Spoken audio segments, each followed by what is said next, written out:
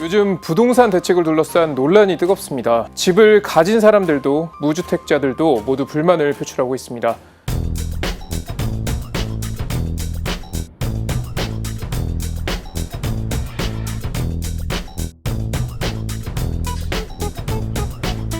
와, 오늘 날씨 좋다. 여러분 안녕하세요. 빠다니엘TV의 빠다니엘입니다. 드디어 기나긴 2년반의 대학원 여정이 모두 끝나고 저는 졸업시험을 마쳤습니다. 저도 B. 제가 졸업할 수 있게 보이지 않는 곳에서 기도해주신 우리 구독자 여러분, 그리고 부모님, 그리고 하늘에 계신 우리 아버지 예수님 모두 감사드리고요. 공부도 마쳤고 또 결혼도 했고 이제 남은 거는 2세 계획뿐이네. 우리 가톨릭 교리에서는 하나님께서 주신 그 선물로 2세를 또 예쁘게 낳아가지고 또 그 예쁜 아이를 또 세례를 받게 하고 또 그 아이가 또 자라가지고 또 성당 열심히 나가고 뭐 이런 어떤 선순환적인 과정을 굉장히 중시하지 않겠습니까? 또 신부님들 같은 경우에는 내가 꼭 세례를 주겠다 라든지, 선배님들 같은 경우에는 빨리 낳는 게 너의 신상이 이롭다, 이런 아낌없는 조언들 해주셨어요. 그래서 오늘은 저와 비슷하게 30대 초반, 중반에 자녀 계획이 있으신데 또 이렇게 빨리 하시기 어려운 이유, 그것에 대해서 한번 허심탄회하게 얘기를 해볼까 합니다. 일단 오늘 영상 제목을 좀 거창하게 30대 청년의 현실적 고민 뭐 이렇게 뽑았어요. 보통의 30대 청년이 어느 정도의 그런 어떤 배경을 가지고 이런 이야기를 하는가, 일단 그냥 제 인생 궤적을 살짝 빠르게 읊어보도록 하겠습니다. 자, 저는 2020년 기준으로 한국 나이 33살, 만 31세, 용띠 88년생이고요. 그래서 그 시기에 비슷하게 학교 다니신 분들은 저랑 비슷한 고민을 할 거라고 생각을 해요. 그냥 인문계 고등학교를 나왔습니다. 남들 다 하는 수능을 보고 수능 성적이 그렇게 막 너무 뛰어나진 않아가지고 4년제 대학을 그냥 가서 힘들어. 저도 재수를 잠깐 할까 고민을 했었습니다. 하지만 도저히 이 수험 생활을 다시 한번 할 수 있을 것 같지가 않다. 재수를 하지 않고 중간에 군대를 갔다 오고 나서 생각이 좀 바뀌었습니다. 인생 열심히 살아야겠구나. 남자들은 군대 갔다 오면 꼭 그런 생각을 하죠. 잠깐 열심히 그 어느 때보다 공부를 해가지고 학점을 매우 높여요. 미쳤어, 다 예쁘게요. 막 졸업을 하게 됩니다. 그냥 졸업하면 제가 힘드니까 앉아서 이제 다 되는 줄 알았는데 이게 아니더라고요. 1년에서 1년 반 정도를 백수 생활을 합니다. 실패를 거듭하다가 마침내 가톨릭 평화방송에 합격을 해서 정말 감사한 일이다. 이것이야말로 어떻게 보면은 하나의 기적 체험이라고 할 수 있겠다. 하느님 감사합니다. 뭐 그런 생각을 하면서 그랬었는데, 월급쟁이의 장점 뭡니까? 월급이 밀리지 않는다. 그래서 월급 받으면서 큰 돈이 모이진 않더라고요. 월급쟁이니까, 생활비를 버는 거니까. 비싼 이 서울 땅에서 감히 낼름 독립을 할 수는 없고, 집이 너무 비싸서. 그래서 감사하게도 어머니 아버지 집에 얹혀 살았습니다. 얹혀 살다가 결혼을 하게 되죠. 그러면서 비로소 독립을 하게 되고, 가장의 무게가 무엇인가 네, 뭐 그런 것에 대해서 생각을 하게 되었습니다. 근데 이 결혼을 할 때 선택을 할 수 있잖아요. 집을 살 것인가, 청약을 할 것인가. 집값이 이렇게 막 천정부지로 뛸 걸 모르고 사지 않았죠. 그래서 지금 매우 후회를 하고 있죠. 왜 이렇게 집값이 많이 올랐을까? 왜 나는 그때 옳은 선택을 하지 못했을까? 많은 분들이 여기에 공감을 하고, 요즘 제 친구들과 만나서 이야기를 하더라도 다 집 얘기만 합니다. 그때 살 걸 그랬다, 망했다, 이 생에 우리는 집을 살 수 없다, 뭐 이런 얘기까지 나오고 있는데, 결국에는 대한민국 저 또래의 이 나이대에 있는 사람들의 공통된 고민은 집. 의식주 중에서 집 문제라고 할 수 있겠습니다. 그래서 오늘 제가 말씀드릴 개인적인 이야기의 대부분도 이 집 얘기예요. 집 얘기. 청년들이 왜 결혼을 하지 않고, 왜 연애를 포기하고, 왜 자녀를 갖지 않고 하는가. 그것은 집 문제라는 거.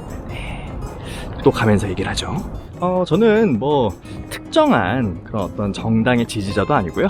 일반 그냥 소시민으로서 지금 집권 정당이 실질적으로 어떤 도움을 주는가, 그런 것들을 주로 보는 편인데, 어떤 정부의 정책을 막 두둔하거나 뭐라고 하는 게 아니라 그냥 지극히 개인적으로 느낀 점을 말씀드리는 것이다. 자, 그래서 제가 첫 번째로 제기할 수 있는 물음은 이거였어요. 과연 보통의 30대가 서울에, 저는 서울 사람이니까, 집을 살 수 있을까?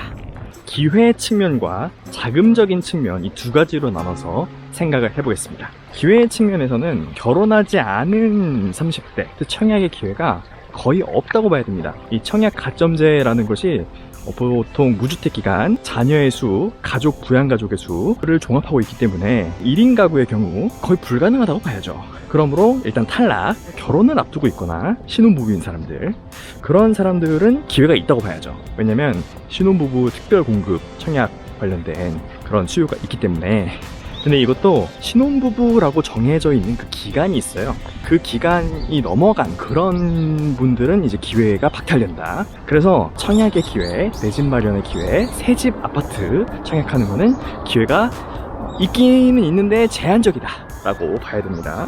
40대 50대 형님들도 못하는데 새집은 안 되겠고 오래된 집이라도 한번 해보자, 이런 생각을 가질 수 있잖아요. 근데 문제는 뭐냐면 자꾸 집값이 상승을 해서 이제는 오래된 집들, 20년, 30년 된 집들도 가격이 너무 올랐어요. 굉장히 사기가 어려워졌다. 지금 오래된 집을 사지 않으면 영영 못 살 것 같은 그런 공포감 때문에 많은 사람들이 지금 고민에 휩싸여 있죠. 저를 포함해서. 샀어야 되는데. 자금적인 측면에 대해서 한번 이야기를 해볼게요. 평범한 월급쟁이가 적금을 약 100만원 정도씩 한다고 쳤을 때 그것도 물론 쉽지 않아요. 1년에 모을 수 있는 돈은 산술적으로 1200만원입니다. 그쵸? 1200만원씩 약 10년을 모았을 때 1억 2천만원이 되는 건데요.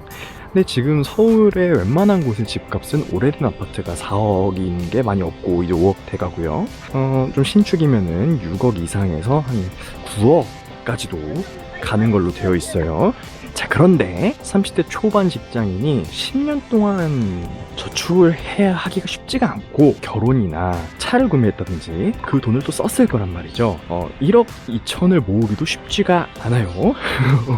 네, 그게 현실이고요. 결혼을 했을 경우에 그러면 이제 좀 합쳐가지고 약 1억에서 한 2억 정도 꽤 열심히 살았구나, 그런 느낌일 수 있는데, 문제는 돈이 모자라지 않습니까? 결국 대출을 받아서 해야 된다는 거죠. 그런데 그 대출을 받아서라도 하는 그 금액이 너무 초과가 됐다. 심지어 이제는 새 아파트를 청약할 때 대출 나오던 게 비율이 40%까지 대출을 해주기 때문에 굉장히 힘들어졌다.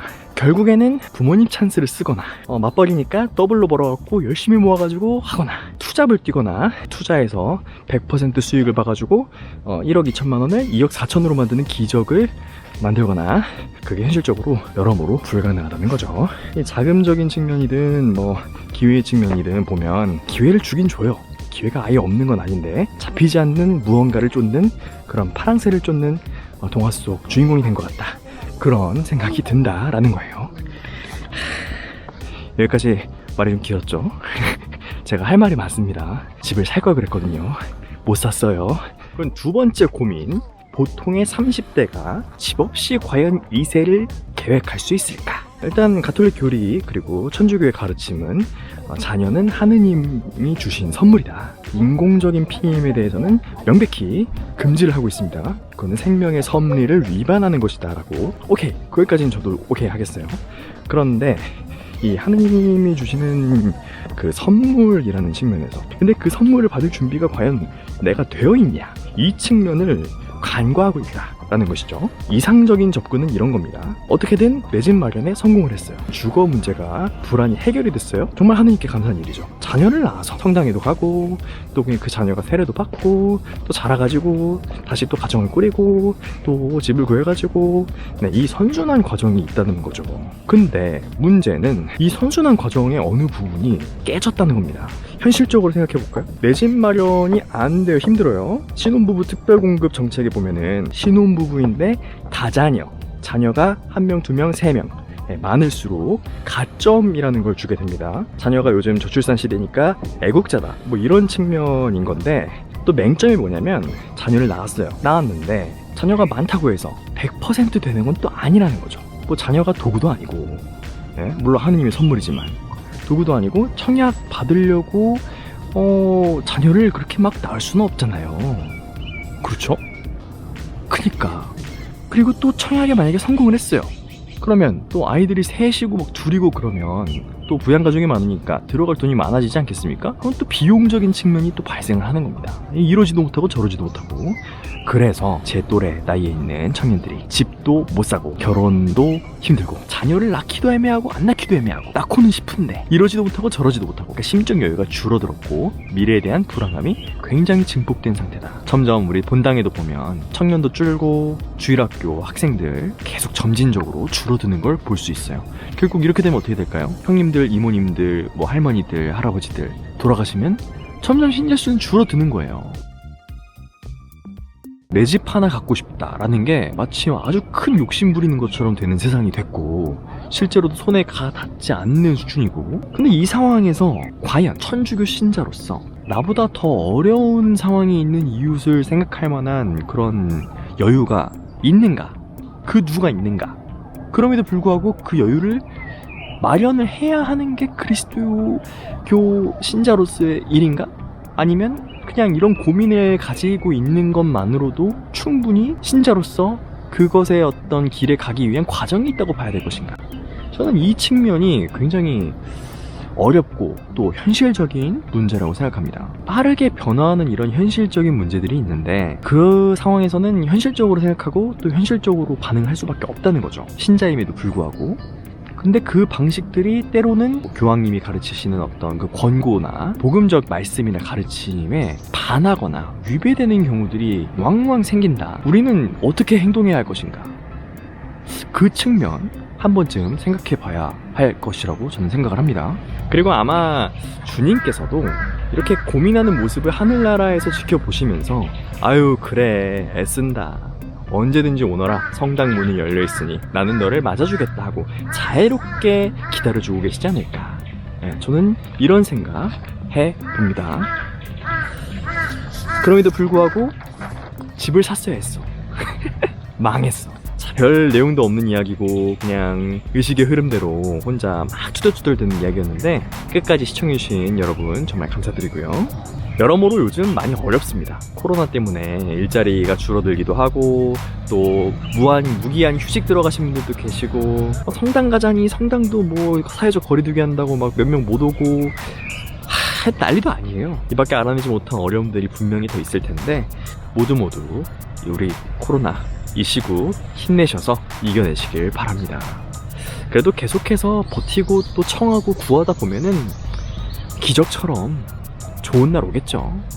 저도 집 사고 그래요. 하느님 감사합니다 할 수 있는 그날 기다리면서 주님 보시기에 좋은 삶 살도록 노력해 봐야겠습니다. 그럼 저는 다음 영상에서 인사드릴게요. 여러분 감사합니다. 지금까지 빠다니였습니다. 뿅.